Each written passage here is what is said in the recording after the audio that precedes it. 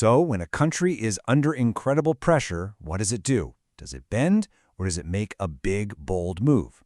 Well, right now, Iran is making that move. It's pivoting, and pivoting hard. Squeezed by sanctions, dealing with all kinds of crises at home, Tehran is making huge changes to everything, from its nuclear plans to its defense leadership. In this explainer, we're going to break down this high-stakes gambit and what it means for the whole region. Okay, to really get what's happening, we're going to connect 4 key pieces of the puzzle. We'll kick things off with their brand new nuclear proposal. Then, we'll dive into a major shakeup in their defense leadership. After that, and this is super important, we'll look at the crises at home that are really forcing their hand. And finally, we'll see how, through it all, Iran is still flexing its muscles across the Middle East. First up, Iran's big play on the world stage. They've put a pretty surprising new proposal out there, one that's really trying to change the whole conversation about nuclear tech in the region. And to really understand the stakes here, you've just got to look at the map. I mean, Iran is right in the heart of one of the most complicated and, let's be honest, volatile regions on the planet. Any move it makes, especially with something like its nuclear program, sends shockwaves in every direction. So what is this new idea? It's called MENARA. That stands for the Middle East Network for Atomic Research and Advancement. The plan, which comes from the former Foreign Minister Javad Zarif, is basically to create this new regional group focused only on peaceful nuclear cooperation. Now, on paper, this thing sounds great, right? It's calling for all the countries in the region to say no to nuclear weapons, agree to really strict checks, and even share technology for things like uranium enrichment, waste management, and nuclear medicine. But, and this is a huge but, here's the problem. Even with this new wrapper, the plan slams right into the same wall as all the other deals. Iran is absolutely insistent that it has the right to enrich uranium on its own land, and the U.S. position has always been that this activity has to stop, period. It's the same fundamental disagreement. And this is where you can see the real gamble. You know, experts close to the regime are pointing out a massive risk. What if key players, and they're thinking especially about Israel, just say, no thanks, we're not joining? Well, then the whole plan could totally backfire.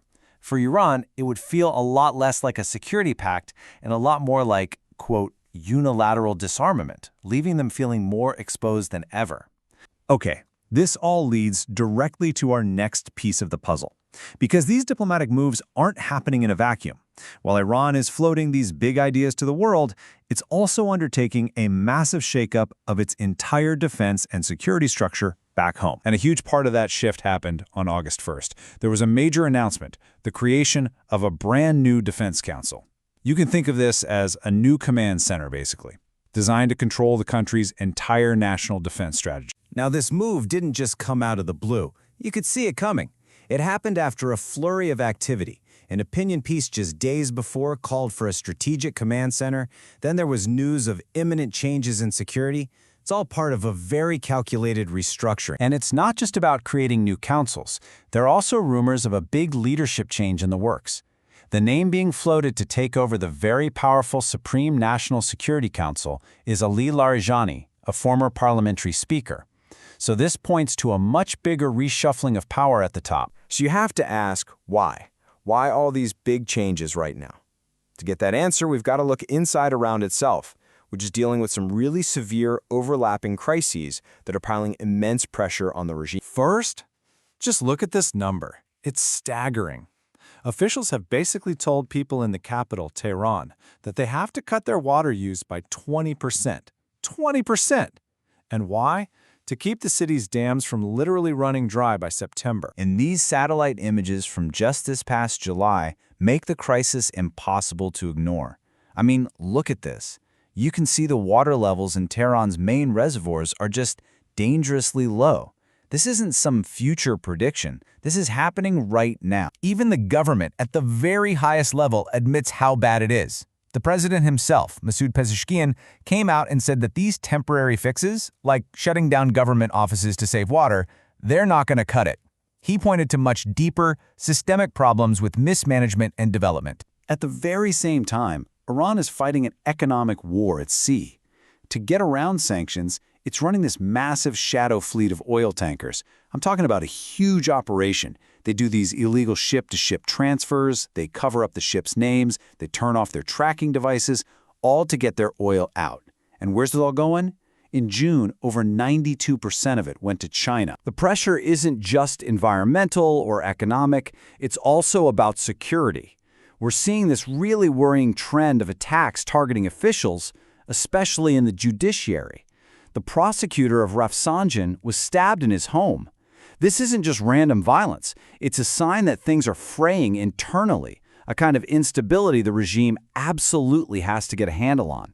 And that likely feeds right back into that big defense shakeup we just talked about. But now, let's zoom back out. Because here's the paradox. Despite all of these crushing problems at home, Iran is still a major player, actively projecting its power and shaping what happens all across the Middle East. Take a look at Syria, for example. A new committee was just set up to investigate recent atrocities. But when you look at who's on it, well, it's a mix of judges who served under the Assad regime and members of the opposition. This kind of mixed committee is a classic move. It looks like progress, but it's often designed to stall things and control the final story, which is a perfect example of how Iran and its allies manage things to keep their influence. Then you go down to Yemen, and the Iranian-backed Houthis are playing this fascinating two-sided game. On one side, they are digging in, fortifying their coastlines and training fighters to attack ships in the Red Sea. But on the other side, they're working like crazy to repair their ports to keep oil and goods flowing in. It's military pressure and economic survival happening at the exact same time. And then there's Iraq. With elections coming up, Tehran is basically acting as a political manager. It's pushing hard for all its allied parties and militias to team up and form one single, powerful bloc. The goal is simple: maintain their tight grip on the Iraqi parliament and protect their interests there. So let's just pull all of this together. What we are really seeing is a regime that is backed into a corner by some brutal crises at home. A water crisis, sanctions, you name it. But its response isn't to pull back. It's to push forward on every single front at once. It's offering a diplomatic plan with one hand while completely reorganizing its security and regional power with the other. This is a complex, high-wire act of survival. And that really leaves us with the big question. Is this whole flurry of activity, this strategic pivot, a sign of a regime that's masterfully adapting to pressure, finding new ways to stay in the game, or is it just a series of desperate gambles from a nation that's stretched to its absolute breaking point? The answer to that is going to define the future of Iran and the entire region.